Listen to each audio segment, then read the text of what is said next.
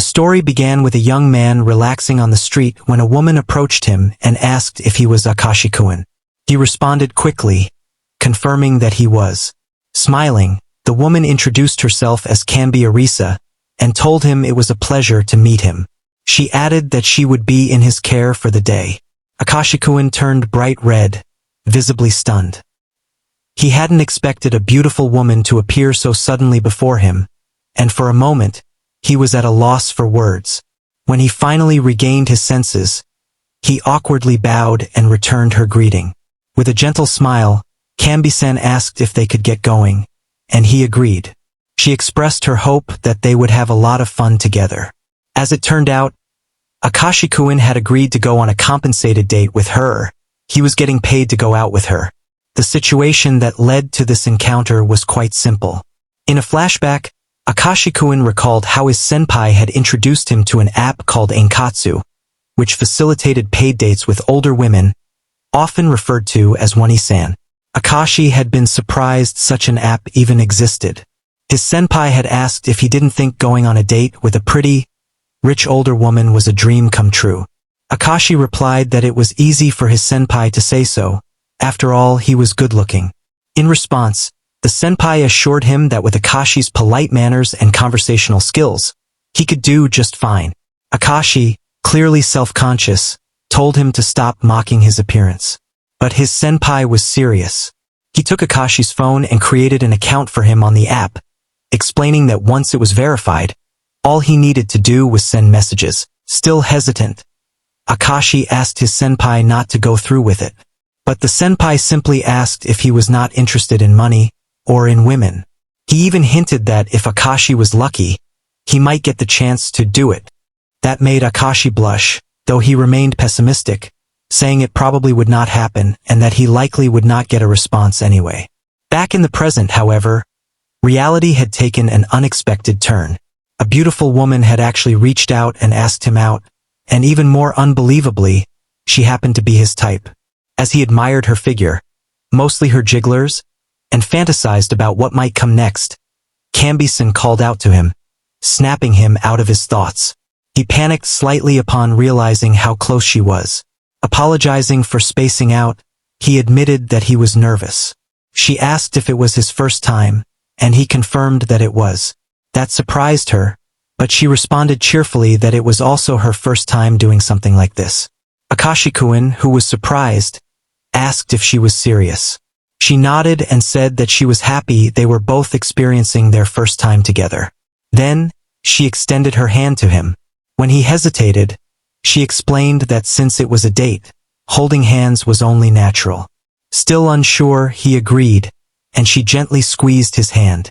She then asked if he was okay with grabbing some food, to which he nervously agreed, though inwardly, he wondered how such an enjoyable job could even be real, and if it was okay for him to work such a job. At the restaurant, as food was served, Akashi-kun started drooling and his stomach growled. Kanbe-san laughed and commented on the sound, asking if he had not eaten yet.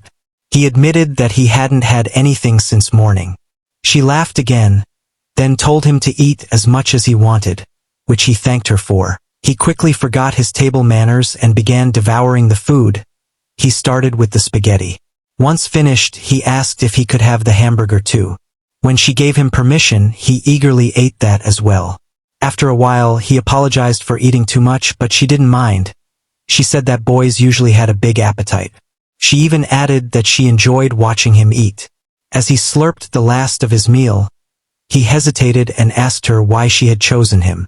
After thinking for a moment, she admitted she hadn't put much thought into it. That response made Akashi-kun feel a bit down. But she continued, saying that although he looked a bit intimidating in his profile picture, once they started talking, she thought he was cute, like a little puppy. Akashi-kun was baffled that she would compare him to a dog, but she laughed it off. Looking over the menu again, she wondered aloud if they should get drinks, since it was still noon. Akashi-kun asked if she didn't have to go to work. Her expression darkened slightly as she said she had taken a paid leave for the day. Wanting to lighten the mood, Akashi suggested they forget about everything else and enjoy the rest of their day together. He promised to do whatever she wanted to make it special for her. Touched, she chuckled and agreed.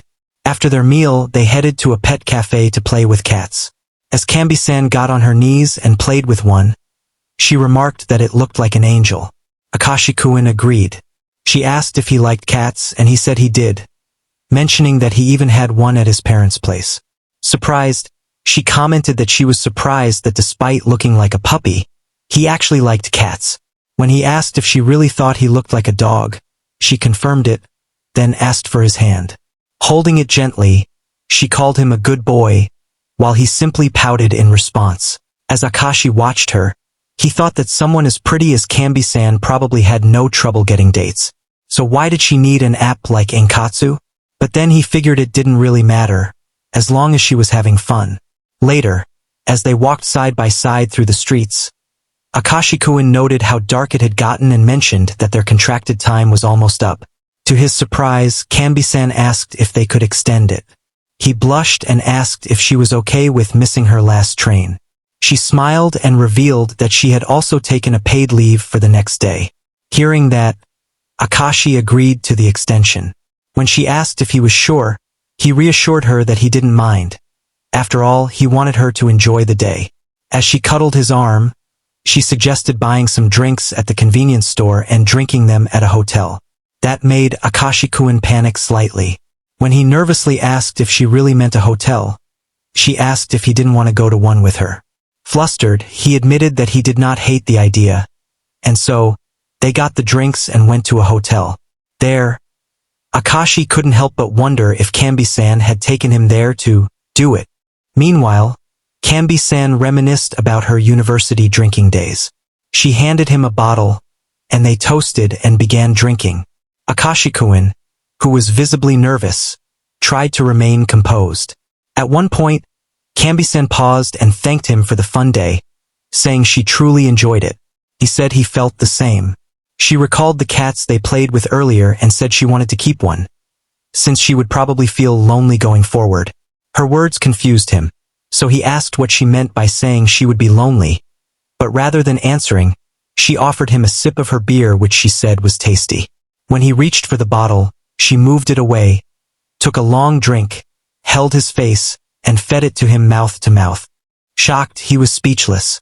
When she was done feeding him, she held his face and she asked if he had a girlfriend. He replied that he didn't at the moment, so she asked if he had one before. He said that he had dated someone back in high school. She then asked if they had ever done it, and he replied no. When asked why, he said he didn't want to be too greedy and maybe he treasured her too much to go that far. Climbing onto his lap, Kanbe-san told him that girls actually wanted boys to make a move, that they expected it. She then decided to give him a crash course on how to handle a woman's body. She told him to cling to her and gently caress her. As he obeyed, he couldn't stop thinking about how good she smelled and how soft she felt. Things escalated further, and she taught him how to kiss. After they kissed, she teased that the alcohol must be getting to them and invited him to bed. Once there, she smiled and asked him to undress her. He hesitated, but when she gave consent, he began, starting with her shirt. She praised his efforts and helped undress him in return. He tried refusing, saying he could do it by himself, but she ignored him and had her way. Afterward, Akashi-kun recalled something she had said during the act, about them becoming a couple. He brought it up, but she interrupted, saying it had just been something she said in the heat of the moment. She told him he didn't need to take it seriously. However, he said he was serious.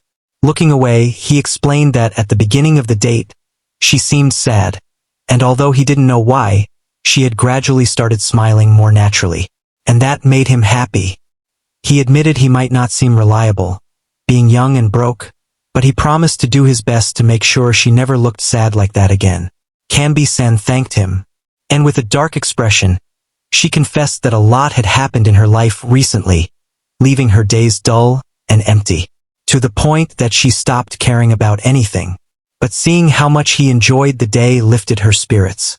Without realizing it, she had started enjoying herself too. Interlocking her fingers with his, she said that next time, they should go on a date as lovers. That made Akashi-kun light up with joy. As they prepared to leave the hotel room to check out, Akashi noticed a necklace on the table. He picked it up and handed it to Kanbe-san, telling her that she forgot her necklace. She seemed slightly surprised, but as she walked past him, she threw the necklace into a nearby trash can and with a smile, she simply said it was nothing and asked him to leave with her. The title is Until It Becomes Love. Tell me what you think of this story in the comments section.